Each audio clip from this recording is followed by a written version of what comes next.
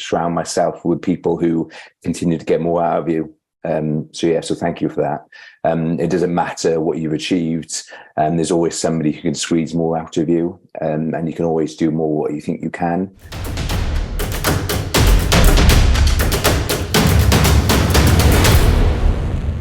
Welcome back to the World Extreme Medicine podcast with myself, Eoin Walker. In this episode, we're looking at the journey through critical care in the UK with Tom Archer and Mike Palmer. What I wanted to do in the conversation is examine the current climate of critical care within the UK and unpack how that looks and the journey of where it's come from. So we're going to look at the anatomy of competency, portfolios, the journey towards an MSc established programme, interventions and drugs versus critical thinking, and much more. So to do this, I have Tom Archer and Mike Palmer with me. Tom started his career in the ambulance service in London in 2004 before moving to Wales in 2010. So he predominantly worked in central London as a paramedic, as a fast response paramedic, and now as a retrieval practitioner in critical care with EMRTS in Wales, so the Welsh Air Ambulance.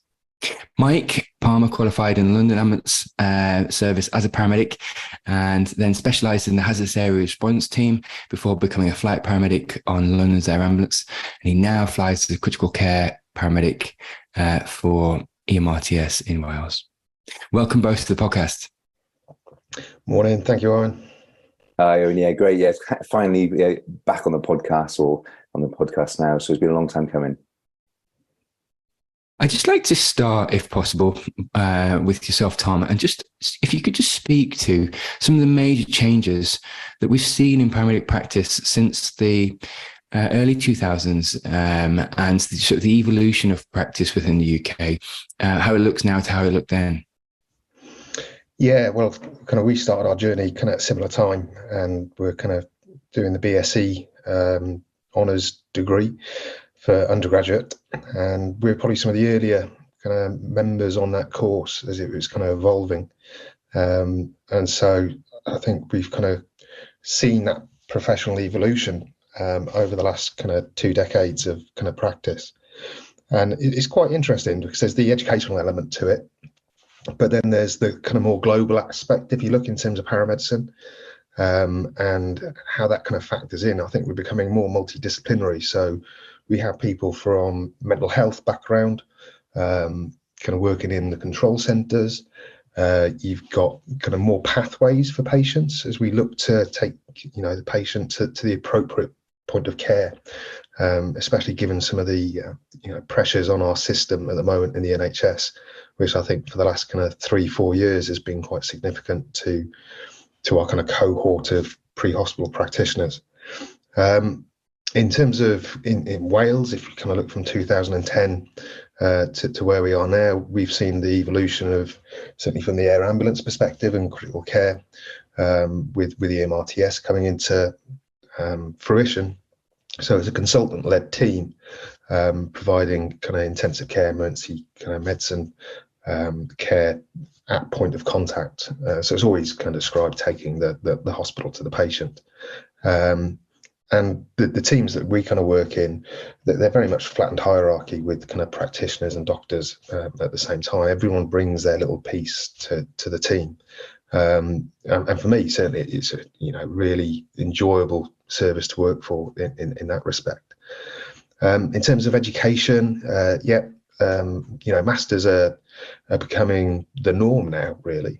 I think next will kind of be, PhDs and where they sit within this kind of service and scope of kind of practice for how we look at governance within our systems as paramedics and not necessarily need that medical oversight.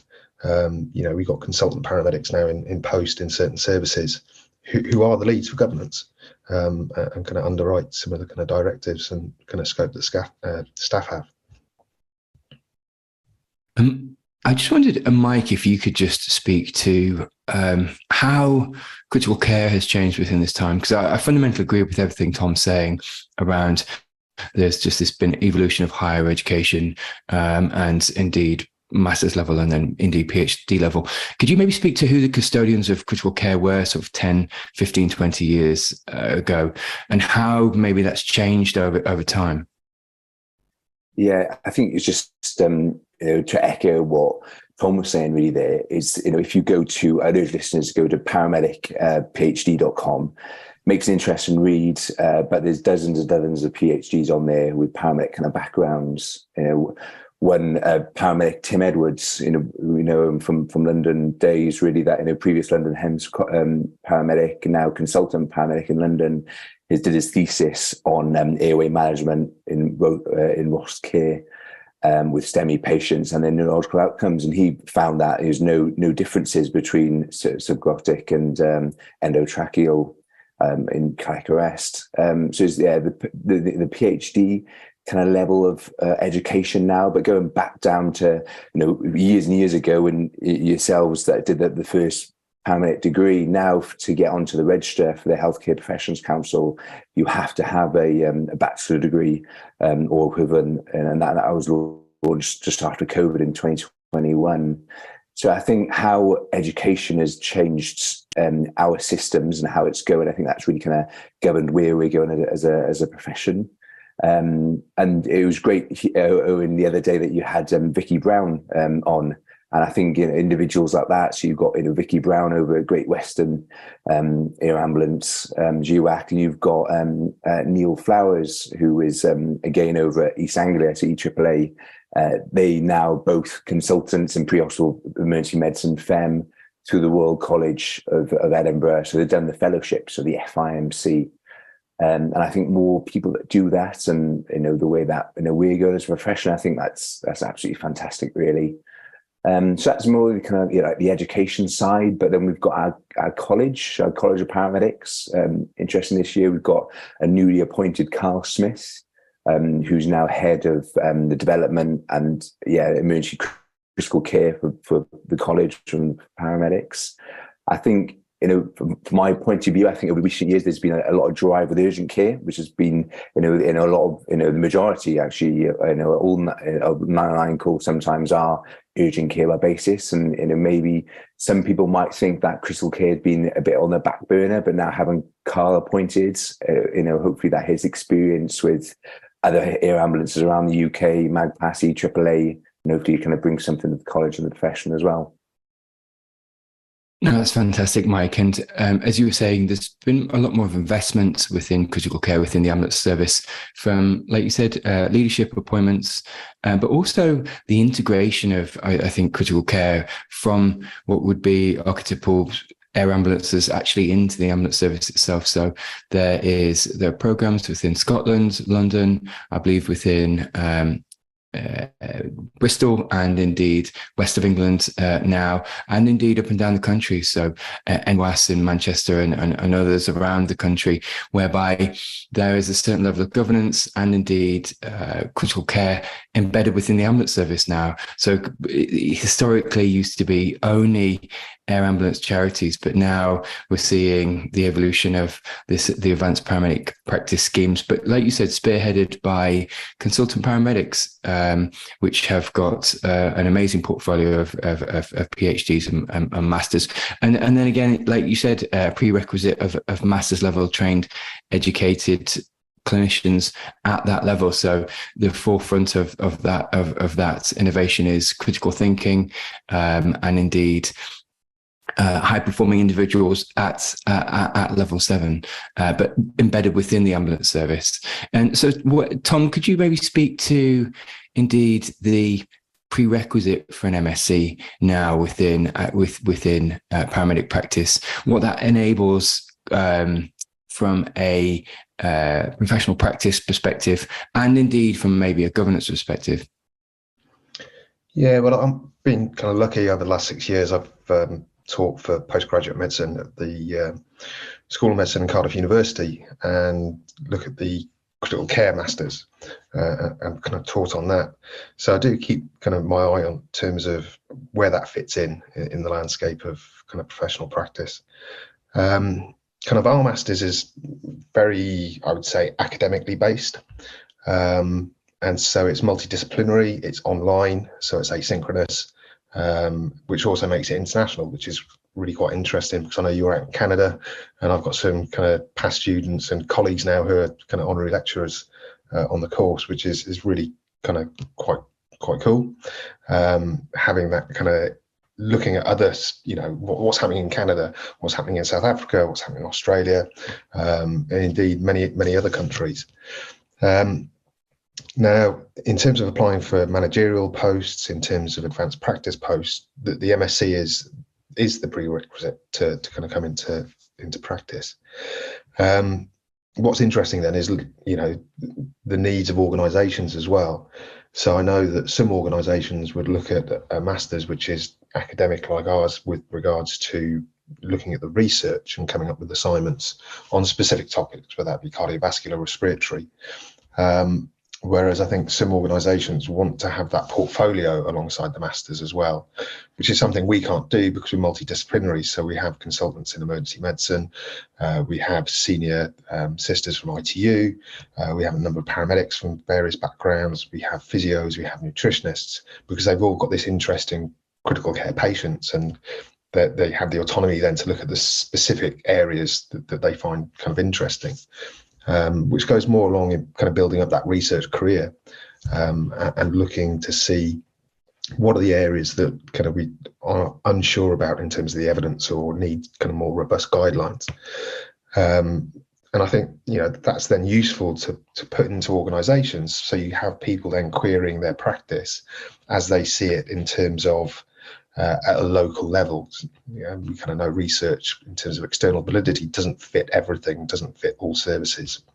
And that's really good because, data governance is what organizations need to look at, and to be able to look at that in, a quantitative perspective, then having that building block of an MSc behind you in terms of understanding evidence-based practice, research principles, etc., allows then for that data to be used meaningfully.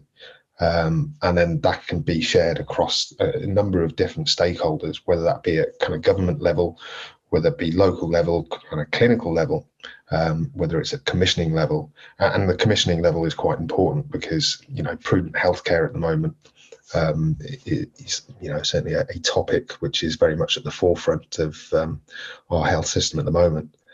So it is that continuing evolution as to where we kind of go as a profession. So Mike, just looking at the progressive sort of realization of non-technical skills and human factors within critical care, it seems to have become more commonplace to shine a light on these non-technical skills.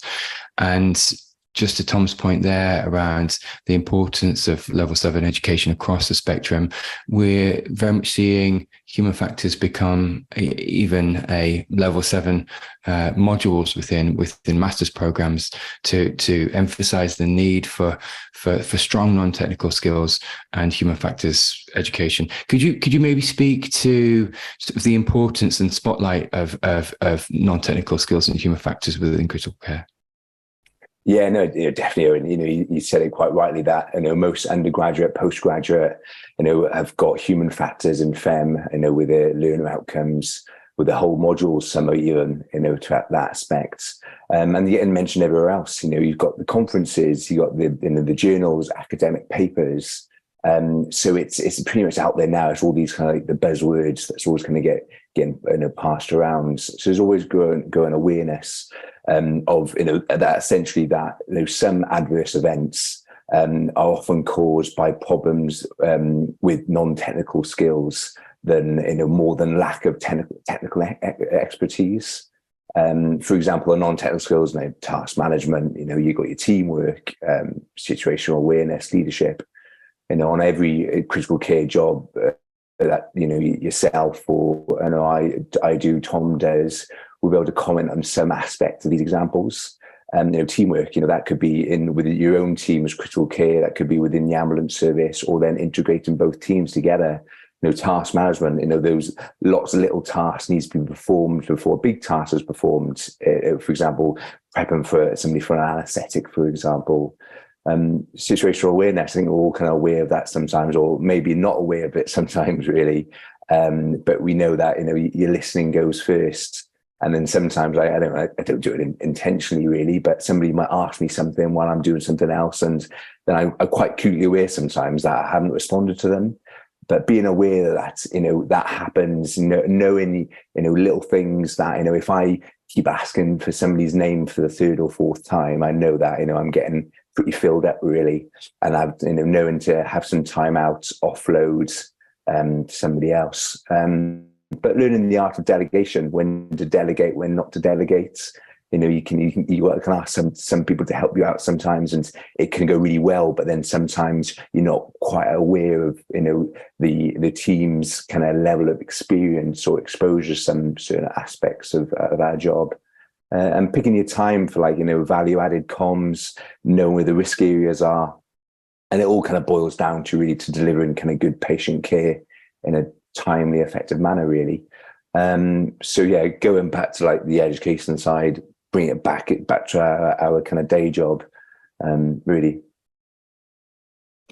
So Tom, could you speak to the 4 pillars of advanced practice that the College of Paramedics posited and indeed put forward in 2018? Yeah, so it's kind of part of the career kind of framework, and you've got clinical practice, education, leadership and management, and research as the kind of 4 pillars. And so I think, that's something that was needed so that people could look at the different career pathways and interests and strengths that people have in regards to how to kind of progress.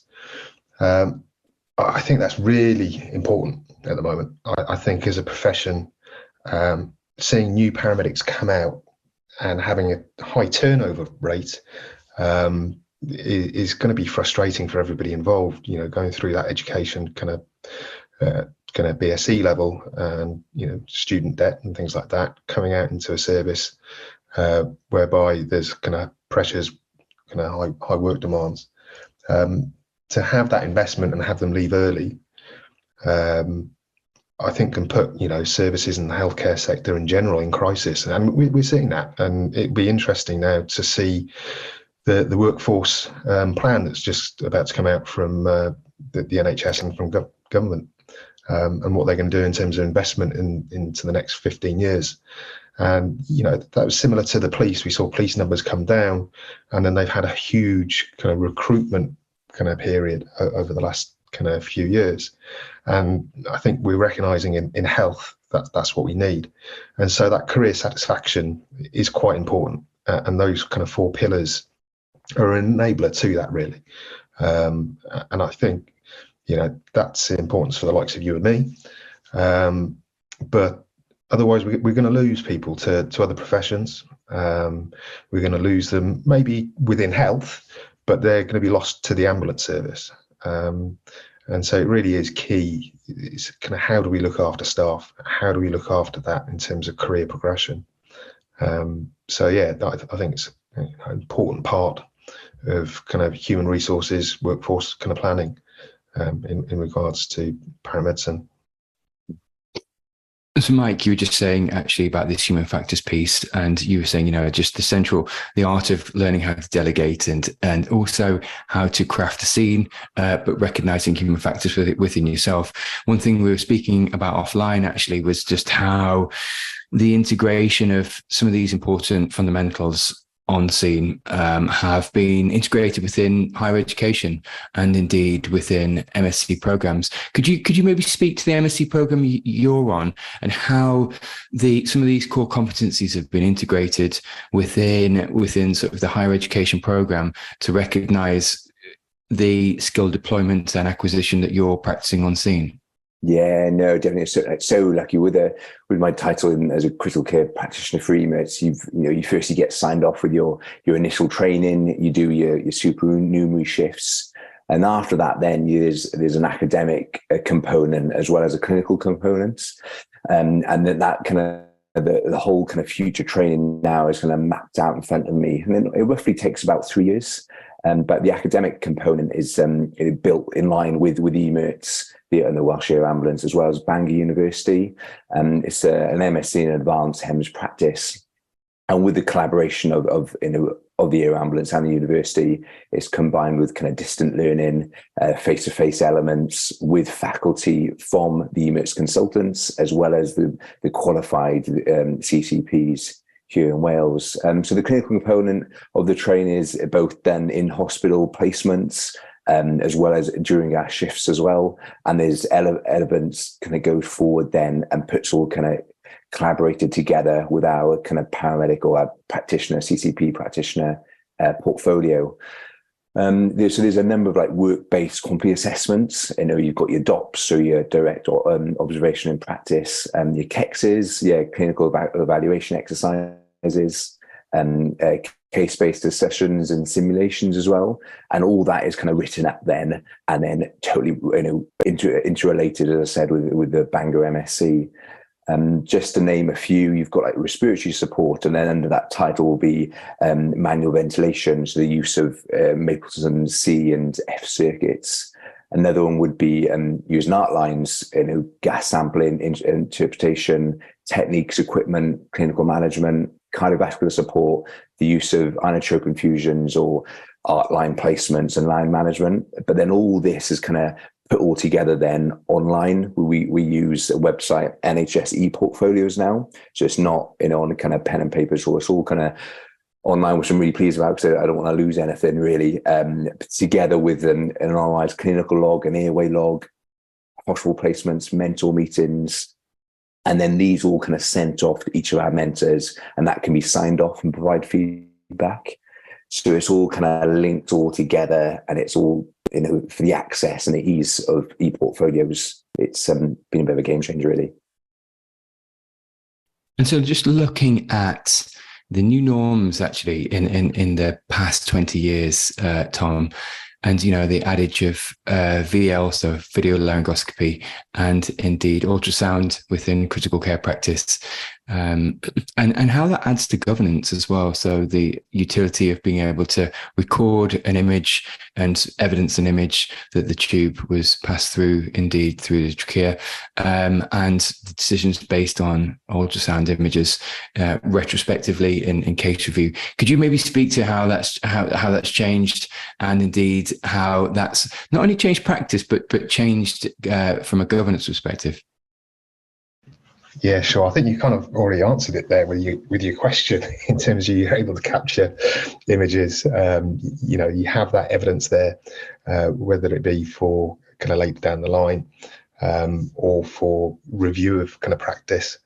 There's a lot there. So, new technologies in pre-hospital care. We've come from, the beginnings of a defibrillator being taken out in a car, in the 1960s. To where we are now, whereby the public are the ones who have defibrillators. So you're no longer, a medical team going out with a defibrillator. It's the public who can use it. And you see things in clinical practice all the time kind of come down to point of care.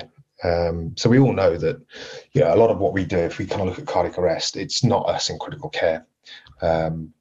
It's public, it's family, it's work colleagues, it's random members of the public who start CPR, put a defibrillator on. Big strides from where we were in the 1960s to where we are now. Thrombolysis, is only able to be done by cardiologists in kind of CCUs. And also someone went, actually, well, give it to the ED docs. ED docs are there kind of going, well, we can do this. And then it comes down to kind of paramedic practice. And then all of a sudden, actually, we look at PCI, that comes in, and we know that there's a different way now to look at our patients. And so, we have all of these extra tools, which is great. But I think, clinical competence and acumen is still the core of what we do. No matter how much toys you throw at us, it's that kind of emotional learning curve that you get after a number of years experience to go big sick, little sick, and then if big sick, what are the causes for, what are the different treatments, where we go, in the next 50 years, next 100 years, who knows, did I think that we'd be, driving around in Teslas and things like that? Kind of when I first started kind of my career in the ambulance service, electric Mustangs as the RRV. No, we're driving around LDVs. So I think, technology is always going to, come about for various reasons. Artificial intelligence, how that then kind of sits in, decision making and practice. heads-up display, telemedicine. There's all of these things that we're on that kind of, technological revolution in our lifetime. We've kind of been lucky to be part of that period of humanity. So, that there are going to be those technologies that come about, I'd say, probably in the next 20, 30, 40, 50 years' time. How that fits into medicine, it will always be about trying to bring the treatment to a patient in the most timely, appropriate manner. And so we have a role in that as paramedics. It'd be an interesting journey. I can't tell you all the things that are on the radar, but I'm sure that kind of many of our listeners will be thinking about those types of things. Yeah, I fundamentally agree. I think AI and indeed large language models will play a central piece both within human factors mitigation and indeed the way we interact with machines in critical care instances. Absolutely, and it'd be interesting. Mike, could you speak to the governance piece? Just maybe a really small potted version of where governance has come from, where it originated from, into where we are now. So maybe some listeners from abroad, maybe not in UK, but overseas, who was this thing called the DARGA report, known as the NHS Next Stage Review. So a report commissioned by the NHS, UK government, 2007, and it was to lead how to improve the NHS, including change with governance structures. And then from, in general, healthcare governance has structures and processes to ensure, the accountability, transparency, effective decision-making of healthcare organisations. This could inform the board structures, regulatory frameworks and quality improvement processes. With EMRTS, really, what do we do? We have the monthly clinical governance days, M&M, mortality and morbidity meetings, and these were just there to establish that and review deaths as part of our kind of professional learning, to provide boards and assurance that patients aren't dying because of unsafe clinical practices. And from there, then, for example, in Wales, we have one of our lead consultants would kind of review and take lead of M&N, make sure that people are being honest, open to criticism, but they feel that they can be openly challenged and have feedback and have self-aware of what they did and how it affected the patient. And then on the other hand, then as well, you've got the person who is sitting in an M&M thinking that, to have this whole idea of being the title of psychological safety, having that environment where you can admit your own mistakes, or your weaknesses, have constructed, discussions and debate about other people's opinions of how they would potentially, work on that case. So they're meetings which are there to inspire kind of changes and improvements to patients' care. And then with that effort, they make sure that these meetings are there to explore new ideas and new change of potential SOPs or things that we should do slightly different. And then out of those meetings as well, we have different things like I've got an airway group. We have a pharmacy group as well. So these kind of boards within our system, which kind of constantly kind of review techniques, equipment, to make sure that the whole kind of governance piece comes all together. So just looking at that, an essential part of the governance piece really is the sort of the cold analytical case review and indeed the sequential decision making. But another part would be the hot debrief. Tom, could you maybe speak to the culture of debrief which has emerged through paramedic practice, and indeed how that looks now, if there's any tools that you use, and how frequently it's used within practice? Yeah, I think we do use it.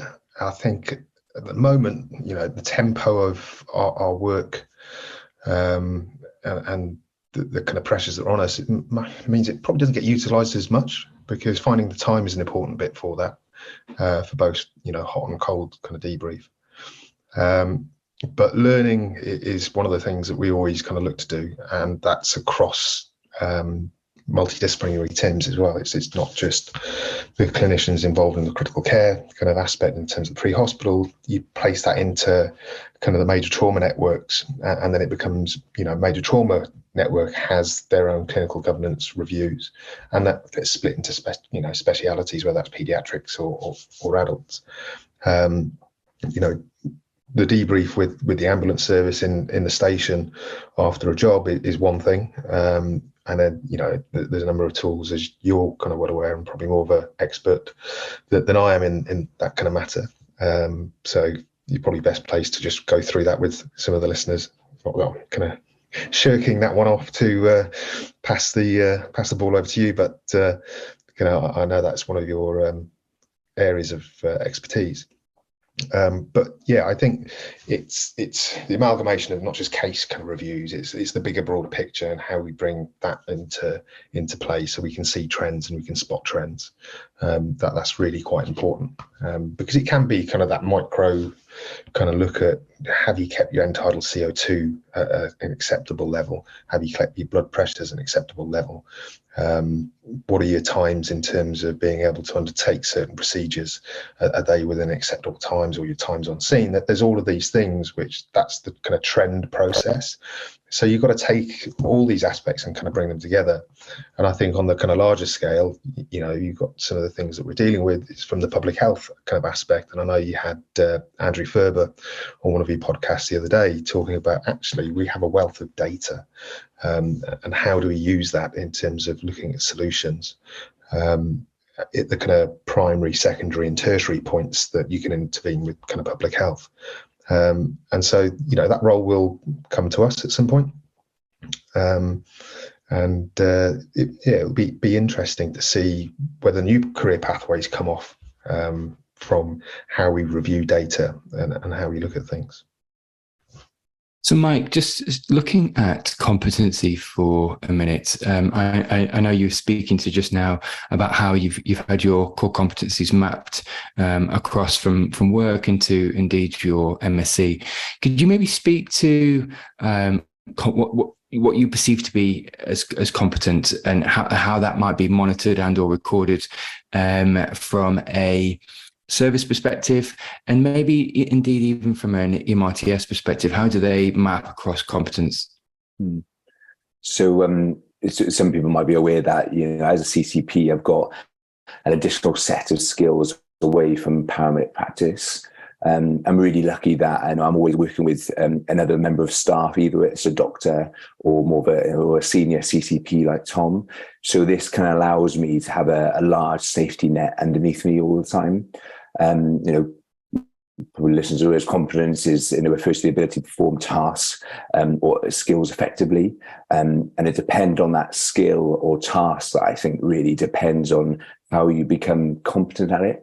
I can only go by my experiences that I came to EMRTS as an intubating paramedic, for example.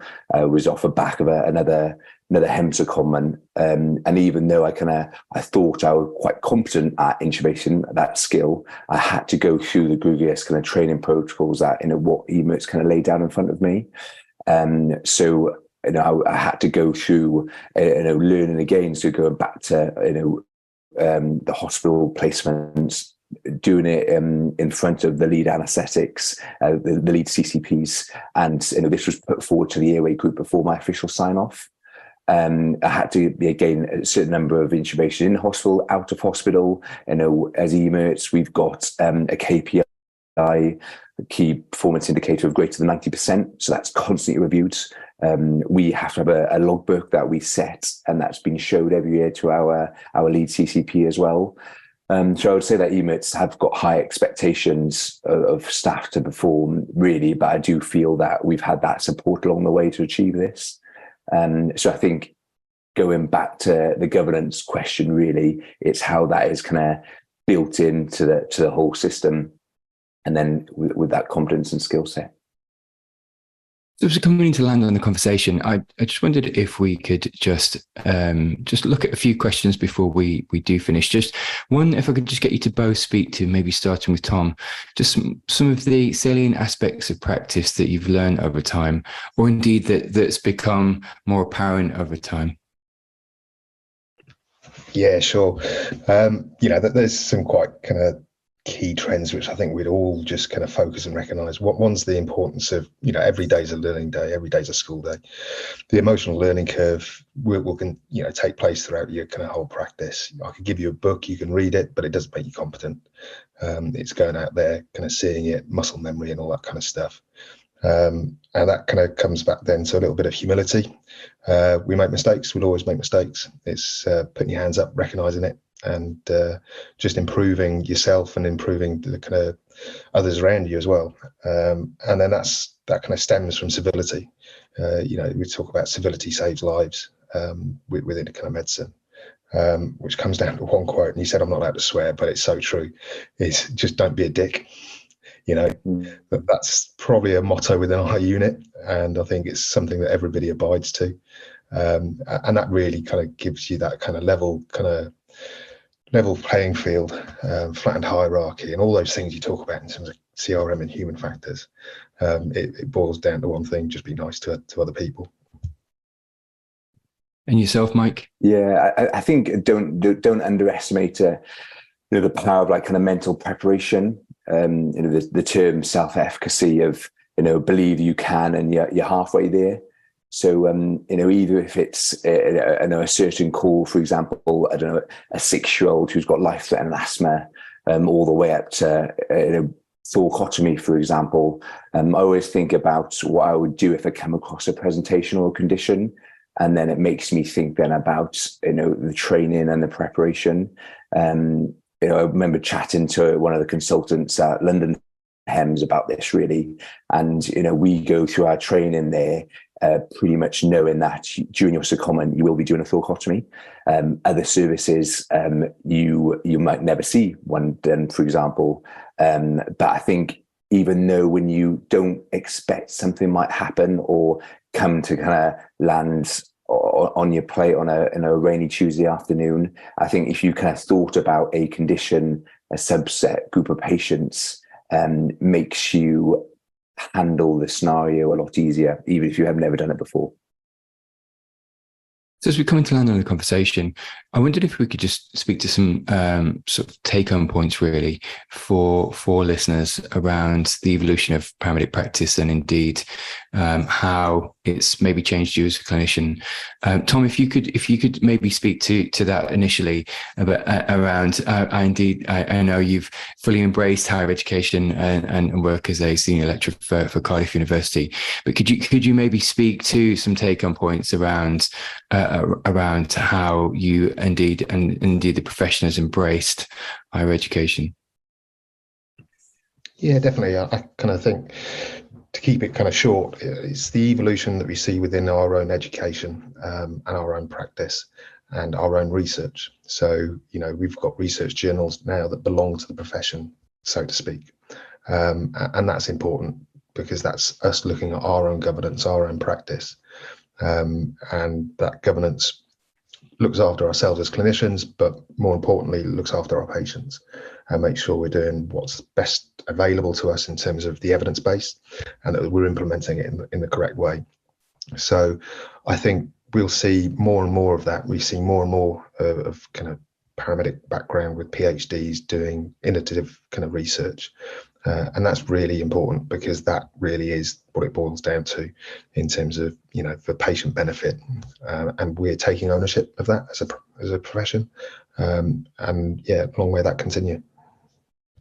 And yourself, Mike? Well, I think, why I'm here today, really, I would say, yes, surround myself with people who continue to get more out of you. So thank you for that. It doesn't matter what you've achieved, there's always somebody who can squeeze more out of you, and you can always do more what you think you can. But then there's another side of that as well, that don't underestimate the power of like the kind of negative inspiration as well. So years and years ago, you'd sit in the crew room and you might have a textbook from university, and you'll have a bit of a sappy comment about what you're doing really. but then sometimes that kind of drives your inspiration, your motivation more. So yeah, that's me.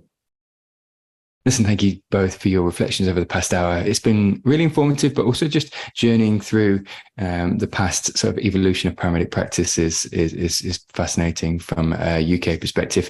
Many thanks for your time and indeed your perspectives. Thanks for listening to the episode. Please feel free to rate, review, and subscribe on whichever platform you're listening to. Please also head over to the World Extreme Medicine website, where you can find more engaging content on extreme medicine webinars and indeed a collection of courses from our global network, including humanitarian, disaster relief, expedition, space, military, tactical, and performance medicine. Thanks again.